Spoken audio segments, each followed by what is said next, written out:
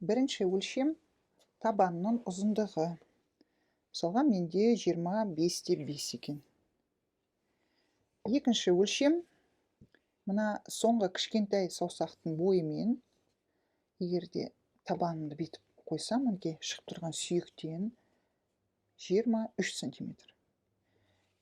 Енді мына саусағымнан адам жүрген кезде бүгілетін жерге дейін, комфортны бүгілетін жер. Менде 16 сантиметр екен. Міне біз 3 меркі алдық, енді пішеміз. Бұндай носки үшін бізге шамалы созылатын мата керек. Мүмкін ол трикотаж болады, мүмкін ол осындай вельюровый трикотаж. Мысалға, менде осындай қалдық қалды. Енді күйіп аламыз.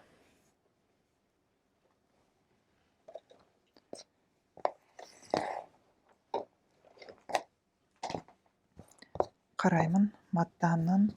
Мысалға, мынау матаның ұзыны, ал мынау матаның ені қатты созылатыны. Ұзынына 25 сантиметр қалдырамын. 25/5 болса да 25 қалдырам, өйткені мата бәрібір созылып тұр. Міне. 25, 23. Тексеру жере салам. 25 екен.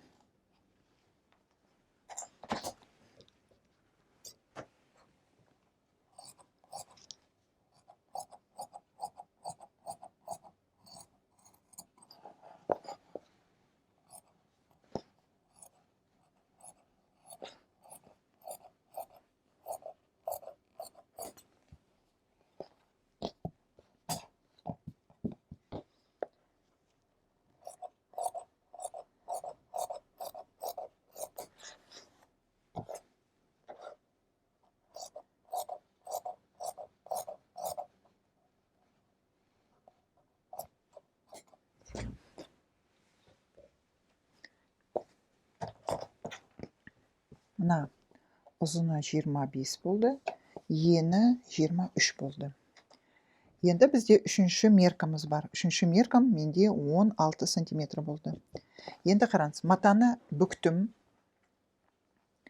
Матаны бүктім, бүгілген жерге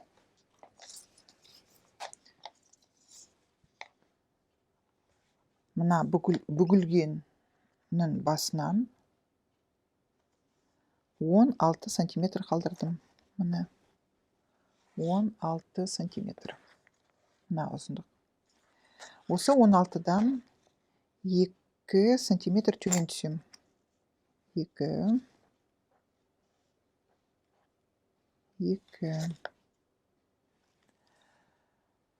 Мына бұрыштан 2 сантиметр. Мына бұрыштан 2,5 сантиметр. Енді қаншымен қиып шығамын осылардың бойымен.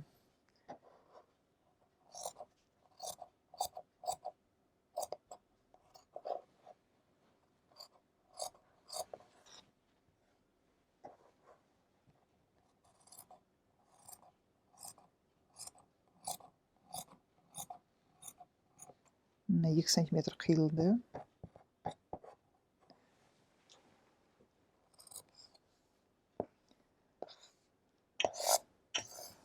Бас жағынан 2,5-3 сантиметр алып тастауға болады. Қараңыз, мен мына жақтан жаймен деп жіңішкеріп 2,5-3 алып тастаймын.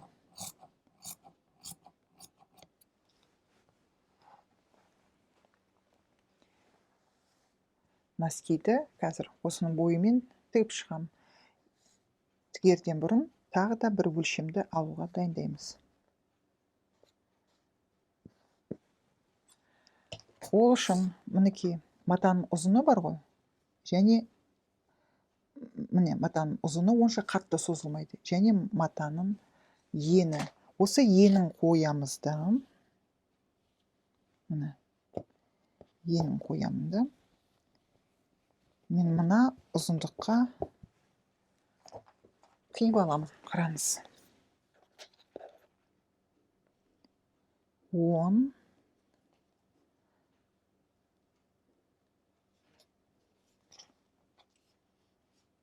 25 сантиметрде. Носкидің манжетін мен басқа, дәл осы мата, тек қана түсі басқадан пішіп аламын. Міне ұзындығы 25 сантиметр, ал мына енін 4 сантиметр қылып қиып алдым.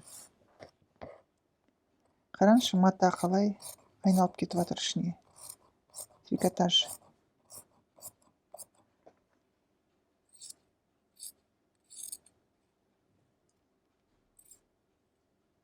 Трикотаждың маталар кейде осылай айналады.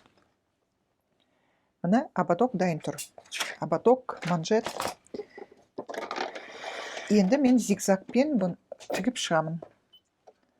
Машинаға керек емес матаға бірінші тігіп тексеріп алыңыз. Міне мен зигзагқа қойдым. Носкиімді 2 қабаттаймын.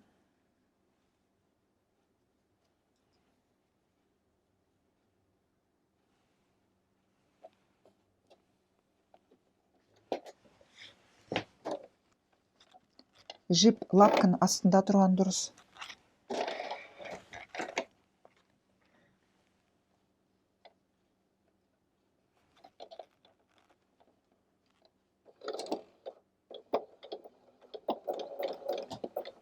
Артқа қайтарып жіберемін.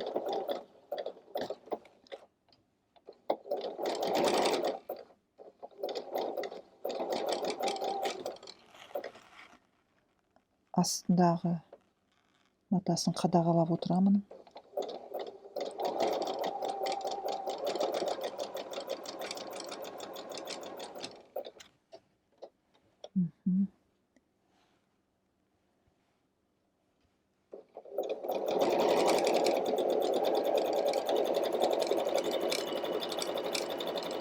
Сіз көктеп алдыңыз келсе, көктеп алыңыз.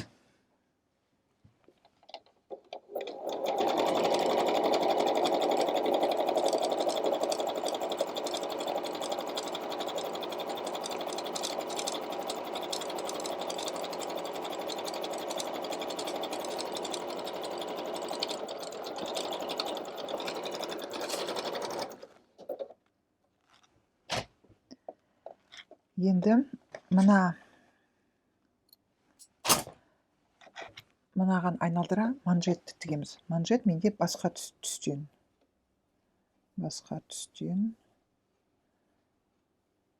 Бірақ 2 мата бірдей. Велюр. Трикотажный. Стрейч дейді бұны. Бірінші тігетін кезде машинаны тексеріп жеріңіз. Ине тігістерді жіберіп қоймаймы? Жіберіп қойса, инесін ауыстырып жерген дұрыс.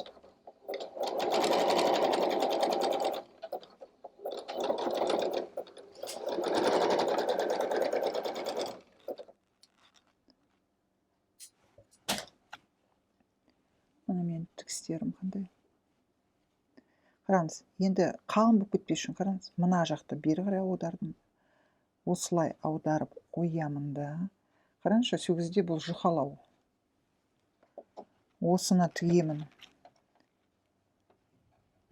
Носкидің арт жағына. Носкиде көріп отырсыз, мына жерде де қалыңдық бар. Сондықтан да шамалы осы қалыңдықтан әрірек тұрамын осылай. Бүкіл қалыңдықты бір жерге қоймаймын. Өйткені біріншіден бұл бытовой машинкаға нагрузка. Міне. Істіп қойсам. Көрдік қой қалыңдық.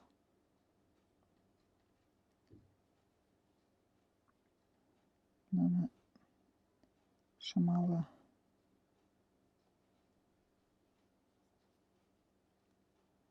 Өстіп қойсам. Міне. булавка қыстырып алуға болады, көктеп алуға болады. Өзіңізге, сіз қалай өзіңіз тігіп үйрендіңіз, солай тігесіз.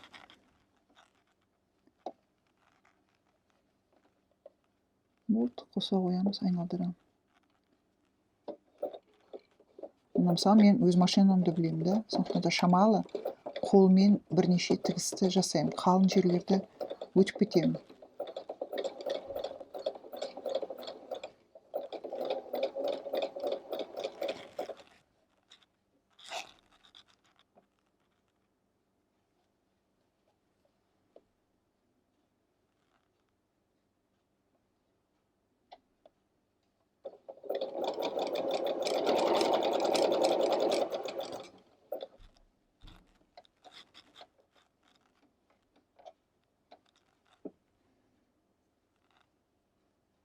Ободокты ішіне салып аламын және ұзындығын реттеп аламын.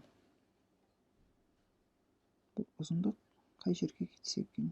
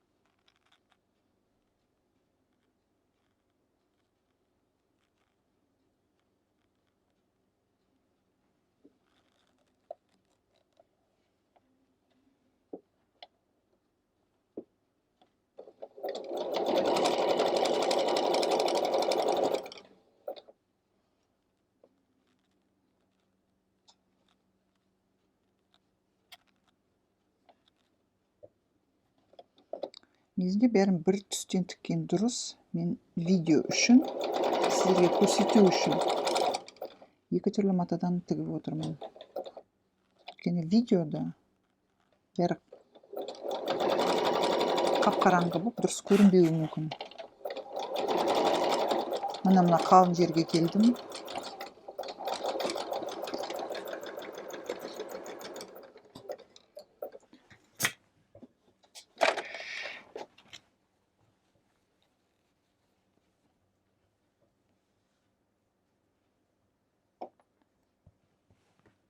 Қазір киіп көрсетемін.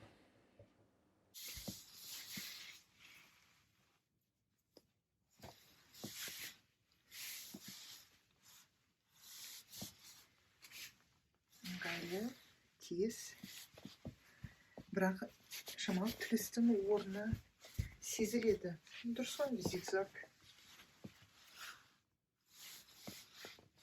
Тамаша. Лайк қойыңыз, комментарий жазыңыз, тағы да видеолар түсіремін, сіздерге пайдалы.